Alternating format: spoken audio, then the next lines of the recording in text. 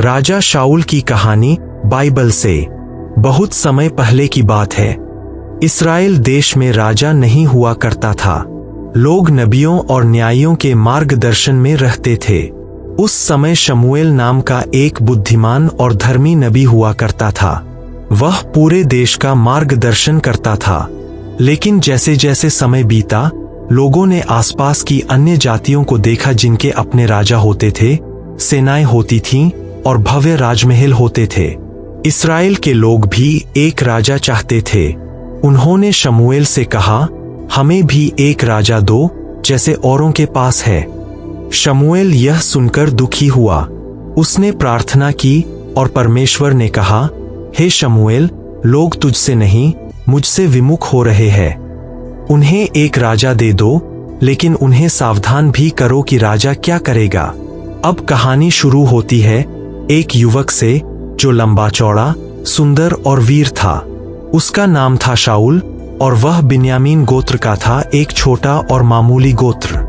एक दिन शाऊल अपने पिता के खोए हुए गधों को ढूंढते ढूंढते शमूएल नबी के पास जा पहुंचा।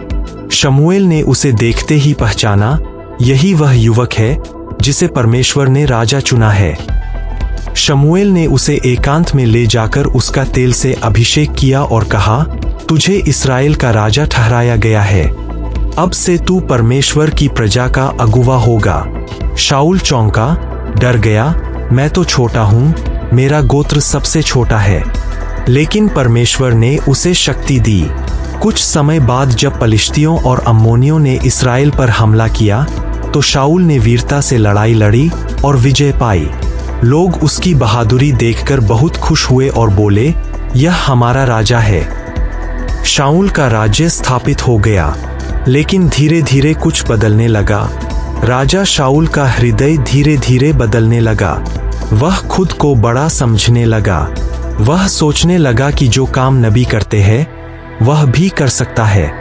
एक बार शमूएल ने कहा, मैं बलिदान के लिए आऊंगा, तब तक प्रतीक्षा करना। शाऊल ने प्रतीक्षा नहीं की। उसने खुद बलिदान चढ़ा दिया। शमूएल बहुत नाराज हुआ।